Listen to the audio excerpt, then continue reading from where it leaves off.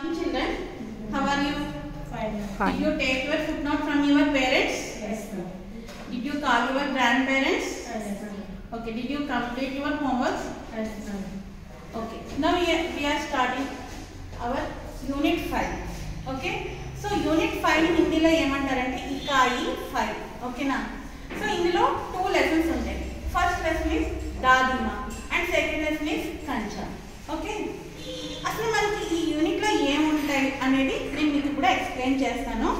దీన్నే మనం ఏమంటామంటే ఇకాయి పరిచయం అంటే యూనిట్ ని మీకు ఎక్స్ప్లెయిన్ చేస్తామన్నమాట ఏమేమి ఉంటాయి అనేది. ఓకేనా? First we are going to see the theory.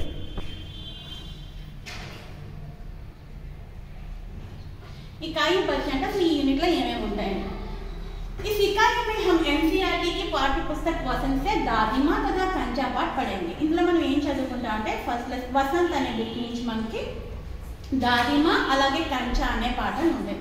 And इस इकाई में हम एनसीईआरटी की पूरक पाठ्य पुस्तक बाल महाभारत कथा के भी कुछ पाठ पढ़ेंगे. అలాగే ఇందులో బాల మహాభారత్ కథ అనే ఒక పుస్తకం కూడా ఉంటుంది. సో అందులో కూడా కొన్ని లెసన్స్ మనం చెప్పుకుంటాం. అలాగే సో అంటే ఈ యూనిట్ వల్ల మనం ఏం నేర్చుకుంటాం? పఠన్ కౌశల్ అంటే చదవడం అనేది ఎలా చదవగలుగుతాం అనేది మనం నేర్చుకుంటాం. అవేమేంటి? కాల్పనిక కహాని और లోక కథ के अंदर को पहचानने में सक्षम होंगे. కాల్పనిక కథ అంటే ఏంటి, లోక కథ అంటే ఏంటి, రెండింటికి మధ్యన ఉన్న డిఫరెన్స్ ఏంటి అనేది మనం ఈ యూనిట్ లో తెలుసుకుంటాం. అలాగే కహానీతో స్వయం సే జోడ్నే में सक्षम होंगे అంటే కహానీతో మనల్ని ఇంటరాక్ట్ చేసుకుంటాం అనమాట. అంటే ఇప్పుడు ఏదో మనం లెసన్ చదివామనుకోండి, ఓహో ఇది మనకి ఒకసారి ఇది ఎప్పుడో మనం ఇలాగే చేసాం కదా అని మనం కనెక్ట్ చేసుకుంటాం కదా, దాన్ని అట్లా మనం స్వయం జోడన అంటే ఏంటి, మనల్ని ఆ స్టోరీకి కనెక్ట్ చేసుకోవడం అనమాట. అలాగే నెక్స్ట్ పౌరాణిక కథకు సంక్షేపమే జాన్నే సక్షం హోంగే. అలాగే పౌరాణిక కథలు ఏవైతే ఉన్నాయో వాటిని చిన్న చిన్నగా మరీ లెంగ్తీగా కాకుండా చిన్నగా మనం తెలుసుకోవడంలో మనం నేర్చుకోగలుగుతాం.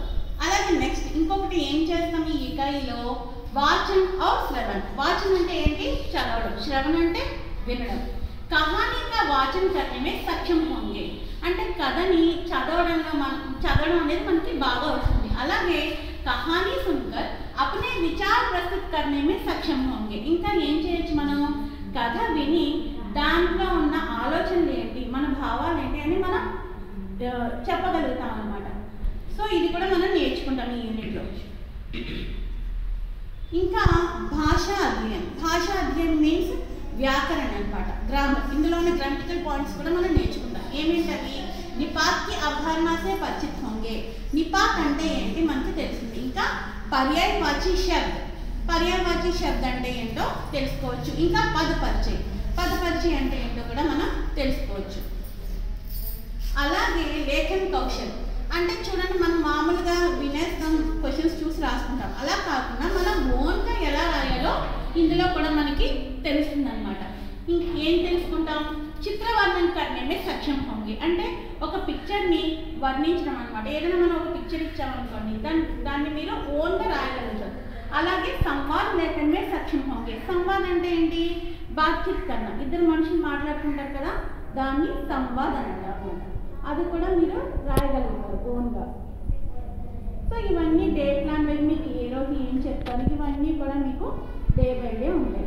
సో ఇది మన యూనిట్ యొక్క పరిచయం అనమాట. అంటే యూనిట్లో మొత్తానికి మనం ఏం నేర్చుకుంటాం అనే దాని గురించి ఇందులో మనకి చూపించారు.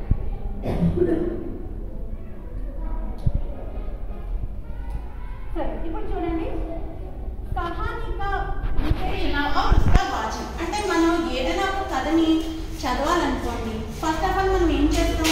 ఒక కథని చూస్ చేసుకుంటాం. అలాగే ఇంకా ఏం చూస్ చేసుకుంటాం?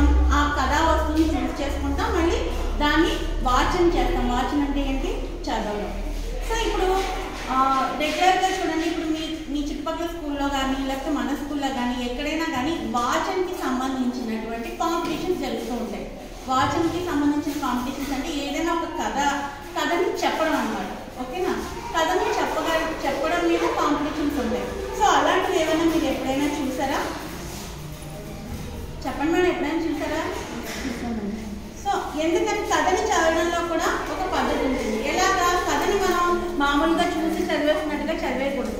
దానికి సంబంధించిన మన హావభావాన్ని ప్రయోగించాలి, అలాగే ఎక్కడ ఆపాలో దాన్ని అక్కడ ఆపాలి. సో ఇలా ఉంటేనే ఆ కథ అనేది ఇంట్రెస్టింగ్గా అందరూ కూడా వింటారు. సో ఇప్పుడు మన కహానీ వాచన్ ఎలా చేయాలో ఇప్పుడు మనం ఈ SB1లో SB1 ఆవో సంఖ్యలో ఉంటుందో ఒకసారి చూడండి.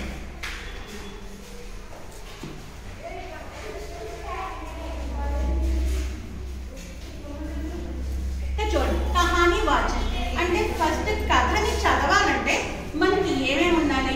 కహానీకి విషయ కా చునావ్ और उसका वाचन అంటే కహానీలో ఉన్నటువంటి విషయాన్ని చూస్ చేసుకోవాలి, తర్వాత దాన్ని మనం చదవాలి. కహానీ లిఖనే పढ़ने सुनने सुनाने की लंबी परंपरा रही है. అంటే కహానీ రాయడం చదవడం, అలాగే సుననా అంటే వినడం, సునానా అంటే వినిపించడం, ఈ రెండు మనకి ఎప్పటి నుంచో వస్తున్నాయి. कहानियाँ सुनना और पढ़ना प्राय हम सभी को बहुत अच्छा लगता है. ఫస్ట్ లో మనకి ఈ కథలు విన్నవన్నా లేకపోతే చదవమన్నా అందరికీ కూడా చాలా ఇష్టంగా ఉండేది. అయితే विद्यार्थियों के लिए कहानियाँ बनाना, उन्हें याद करना और दोहराना सीखने की एक प्रक्रिया भी है. మామూలుగా మనం చదివేస్తాం కదా, మనం కథలు చదివేస్తాం. కథలు సాధారణంగా దేనికి మనం చదువుతాం? మన హ్యాపీనెస్ కోసం చదువుతాం. అలా కాకుండా ఇందులో విద్యార్థి అంటే మీరు స్టూడెంట్స్ అనేటువంటి మీరు చదవడానికి కూడా చదవాలంటే కొన్ని పద్ధతులు ఉన్నాయి. కహానియా బనానా అంటే తయారు చేయడం, మీకోసం కథను తయారు చేయడం, అలాగే యాద్ కర్నా అంటే గుర్తు తెచ్చుకోవడం, అలాగే దొహరానా వాటిని పదే పదే చదవడం, ఇలాంటివి కొన్ని వర్క్ ఉంటుందన్నమాట. అదే कहानी वाचन के लिए एक अच्छी कहानी का चयन सबसे अधिक आवश्यक होता है. ఫస్ట్ మనం కహానీ వాచన చేయాలంటే మనం చేయాల్సింది ఏంటి? ఫస్ట్ ముఖ్యంగా మనం చేయాల్సిన పని सबसे अधिक आवश्यक होता है अच्छी कहानी का चयन. అంటే ఏంటి? ముందు ఒక మంచి కథని చూస్ చేసుకోవాలి. कहानी वाचन के लिए कहानी के चुनाव का सबसे बड़े आधार है कहानी का विषय. ఈ కహానీని మనం చూస్ చేసుకోవాలంటే దానికి ముఖ్య ఆధారం ఏంటి? ఆ కథలో ఉన్నటువంటి విషయం. आइए जानते हैं कि वाचन के लिए चुनी गई कहानी के विषय क्या हो सकते हैं. అంటే ఇప్పుడు మనం అసలు ఆ విషయంలో ఏం ఉండాలి అనే దాని గురించి, అంటే మనం చూస్ చేసుకుంటాం కదా, మనం ఏం చెప్పాం? ఒక కథను చూస్ చేసుకోవాలి. ఎలా చూస్ చేసుకోవాలి? దాంట్లో ఒక విషయాన్ని బట్టి మనం చూస్ చేసుకుంటాం. మనం చూస్ చేసుకునే విషయంలో ఏ విషయాలు ఉండాలి అనేవి ఇందులో ఉన్నాయి చూడండి. కహానీ కా విషయ కా చునావ్ మనం ఎలా చూస్ చేసుకుంటాం? कहानी पाठ्य पुस्तक के किसी विषय से जुड़ी हो सकती. మనం సెలెక్ట్ చేసుకునే కథ ఎలా ఉండాలంటే మన పాఠ్య పుస్తకం అంటే ఏంటి? టెక్స్ట్ బుక్ కి సంబంధించిందై ఉండాలి. అలాగే నెక్స్ట్ ఇంకొకటి यह किसी सामुदायिक आयोजन अथवा स्थानीय त्योहार से जुड़ी हो सकते हैं. అంటే ఏంటి? सामुदायिक आयोजन అంటే ఏంటి? మీటింగ్స్ జరుగుతూ ఉంటాయి కదా. సముదాయక్ అంటే ఎక్కువ గ్రూపింగ్ అన్నమాట. గ్రూపింగ్ ఆయోజన అందరూ కలిసి మీటింగ్ చేస్తారు కదా. మీట్ అయినప్పుడు ఏదైనా ఒక విషయం గురించి కానీ ఏదైనా ఒక సమస్య గురించి కానీ మీట్ అవుతూ ఉంటారు కదా, అలాంటి వాటి గురించి కానీ, లేకపోతే స్థానియ త్యోహార్ లోకల్గా జరిగే ఫెస్టివల్స్ ఉంటాయి కదా. ఫర్ ఎగ్జాంపుల్ ఇప్పుడు మనకి లోకల్గా జరిగిన రీసెంట్గా జరిగింది ఏంటి? షష్ఠి ఉందనుకోండి, అలాంటి వాటిని మనం చూస్ చేసుకోవాలి. అలాంటివి అయితే వినే వాళ్ళు కూడా చాలా ఇంట్రెస్టింగ్గా వింటూ ఉంటారు. या विज्ञान इतिहास या भूगोल जैसे किसी विषय से जुड़ी हो सकती है. ఈ కథలో ఇంకా ఎలా ఉండాలంట? విజ్ఞాన్ అంటే ఏంటి? విజ్ఞాన్ అంటే సైన్స్, ఇతిహాస్ అంటే హిస్టరీ, అలాగే భూగోల్ అంటే జాగ్రఫీ. సో ఈ వీటికి సంబంధించిన విషయమై ఉండాలి. అండ్ ఇంకొకటి కహానీ కిసీ నైతిక విషయ పర్ ఆధారిత హో సక్తి. అలాగే ఇంకేం ఉండాలి? కహానీ ఏదైనా ఒక మోరల్ని మనకి చెప్పేదిగా ఉండాలి. ఈ 4 పాయింట్స్ని మనం చూస్ చేసుకునేలాగా ఉండాలి. మనం చూస్ చేసుకునే కథ అంటే మనం చూస్ చేసుకునే కథలో ఆ 4 పాయింట్స్ ఉండాలి. అటువంటి కథని మనం చూస్ చేసుకోవాలి. దేనికి? కహానీ వాచన్కి. మనం కథని వినిపించాలంటే ఈ 4 పాయింట్స్ని మనం చూస్ చేసుకోవాలి. సో మనకి కహానీ వాచన అంటే ఏంటి? దాంట్లో ఎన్ని టైప్స్ అని చూస్ చేసుకోవాలని ఉన్నాయి కదా. సో ఇప్పుడు ఎవరు ఆన్సర్ చెప్తారో చూద్దాం. మేడం చెప్తామా? మీరే చెప్పండి. ప్రియా మేడం చెప్పండి. కథను సెలెక్ట్ చేసుకోవాలంటే మనకి ఏమేమి విషయాలు ఉండాలి? రేఖ మేడం. ఏదైనా ఒక కథని మనం సెలెక్ట్ చేసుకోవాలంటే ఫస్ట్ మనం ఏం చూసి చూస్ చేసుకోవాలి దాన్ని. అంటే అందులో ఉన్న క్యారెక్టర్స్ని బట్టి అక్కడ ఏం జరుగుతుంది story. Okay madam, thank you. Next Devi madam.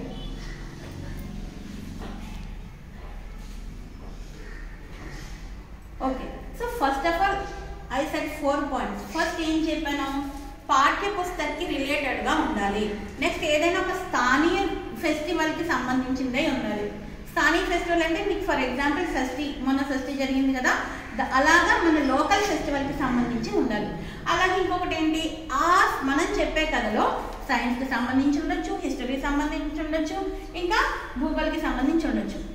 ఇది దీనికి ఎలా రిలేట్ అవుతుంది అంటే, ఫర్ ఎగ్జాంపుల్ మనం షష్ఠి గురించి చెప్పాలనుకున్నాం అనుకోండి, మనం ఏం చేస్తాం, అది ఎప్పటి నుంచి మొదలెట్టారు, దాని గురించి అది ఎందుకు మొదలు పెట్టారు, ఎప్పటి నుంచి షష్ఠి గురించి మనం చేస్తున్నారంట, ఇదంతా ఎందులోకి వస్తుందన్నా, హిస్టరీలోకి వస్తుంది అనమాట.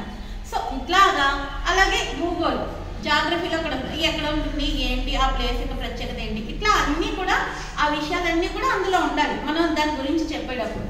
అలాగే ఇంకా కొన్ని కథల్లో ఏముంటాయంటే మోరల్స్ కూడా ఉంటాయి. సో ఇట్లాగా అన్ని విషయాలు ఒక స్టోరీలో ఉండేలాగా ఫస్ట్ మనం చూస్ చేసుకోవాలి. नेक्स्ट आइए जानते हैं कि कहानी वाचन करते समय किन बातों का ध्यान रखना चाहिए. సో మనం ఫస్ట్ కథను అయితే చూస్ చేసేసుకున్నాం కదా, ఎలాంటి పాయింట్స్తో మనం కథను చూస్ చేసుకోవాలి ఆల్రెడీ ఇప్పుడు మనం చెప్పుకున్నాం. అలాగే ఇప్పుడు ఎలాంటి విషయాలు గుర్తుపెట్టుకోవాలి, ఎప్పుడు కహానీ వాచన చేసేటప్పుడు ఎలాంటి విషయాలు గుర్తుపెట్టుకోవాలి. కహానీ కా చయన్ శ్రోతా కి రుచికి అనుసార్ కన్నా चाहिए. అంటే ఏంటి, కహానీని మనం ఎలా సెలెక్ట్ చేసుకోవాలంటే శ్రోత అంటే ఎవరు, వినేవాడు, ఎవరైతే కథని వింటారో వాళ్ళ టేస్ట్, రుచి అంటే ఏంటి, వాళ్ళ ఇష్టానికి తగ్గట్టుగా మనం ఆ కథని సెలెక్ట్ చేసుకోవాలి. వాచన కర్తే సమయ భాషా పాత్రంకి అనురూప్ హోనీ చాహియే. అలాగే మనం కథని చదివేటప్పుడు భాష ఎలా ఉండాలమ్మా, ఆ పాత్రలు అంటే ఆ స్టోరీలో ఉన్న క్యారెక్టర్స్కి అనుగుణంగా ఉండాలి. అలాగే కహానీకి ఘటనాక్రమ का प्रस्तुतीकरण हाव भावों के माध्यम से होना चाहिए. అంటే కహానీలో జరిగే సంఘటనలు ఉంటాయి కదా, వాటిని మనం ఎలా చెప్పాలంటే హావభావాలతో చెప్పాలి. ఇప్పుడు మన ఏదైనా ఒక విషయంలో ఆ కహానీలో ఆశ్చర్యపోవాల్సి వచ్చింది అనుకోండి, ఇలా ఆశ్చర్యార్థకం చూపించాలి. అలాగే కోపం వచ్చింది అనుకోండి, కోపం చూపిస్తాం. అలాగే హ్యాపీనెస్ చూపించాలంటే ఇలా నవ్వుతూ చెప్తాం. సో ఇట్లా మన ఎక్స్ప్రెషన్స్ కూడా అందులో కనిపిస్తూ ఉండాలి. అలాగే నెక్స్ట్ ఆత్మవిశ్వాసం కల్పనా శక్తి భర్పూర్ హోనీ చాహియే. మనం కథ చదివేటప్పుడు ఎలా చదవాలి, ఆత్మవిశ్వాసం ఫస్ట్ మనం భయపడకుండా చెప్పగలగాలి, మన మీద మనకి కాన్ఫిడెన్స్ ఉండాలి. అలాగే కల్పనా శక్తి, ఫర్ ఎగ్జాంపుల్ మనం కథ చదివేటప్పుడు ఏదైనా ఒక లైన్ ఉందనుకోండి, దానికి ఆ లైన్ వాళ్ళకి అర్థమయ్యేలాగా ఎక్స్ప్లెయిన్ చేయడానికి వీ కెన్ యూజ్ సమ్ ఎగ్జాంపుల్స్లో ఆ ఎగ్జాంపుల్స్ మనం ఊహించి చెప్పేలాగా ఉండాలన్నమాట. సో అది కల్పనా శక్తి అంటే. నెక్స్ట్ భాషా ప్రవాహపూర్ణం హోనా చాహియే. మనం అక్కడక్కడ ఆగిపోయి చదవకుండా మన భాష ఎలా ఉండాలి, ఫ్లూయెన్సీగా ఉండాలి, ఫ్లోగా ఉండాలి. ఓకేనా, కంటిన్యూస్గా చెప్తూ ఉండాలి. అలాగే अंत में कहानी के उद्देश्य के प्रति श्रोताओं को जागरूक करना चाहिए. This is the main important. ఏంటి, మనం ఒక కథ చెప్పామంటే ఎవరైతే శ్రోతలు ఉన్నారో వాళ్ళని అవేర్ చేసేలాగా ఉండాలి, వాళ్ళని అవేర్నెస్లోకి తీసుకెళ్లేలాగా ఉండాలి. సో ఇవన్నీ కూడా గుర్తుపెట్టుకుని మనం కహానీ వాచన చేయాల్సి ఉంటుంది.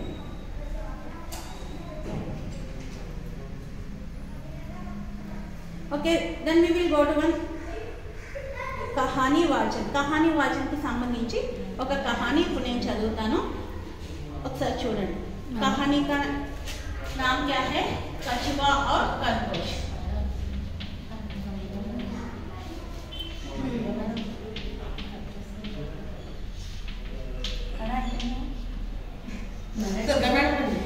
Now I am going to ask some questions from this unit. Rekha madam, इस इकाई में कितने पार्ट है? 2 पार्ट है इसके मैम, दादी का माँ एंड कंचा. ओके देवी मैडम, इस इकाई में हम क्या जानते हैं, इस इकाई से हम क्या जानते हैं?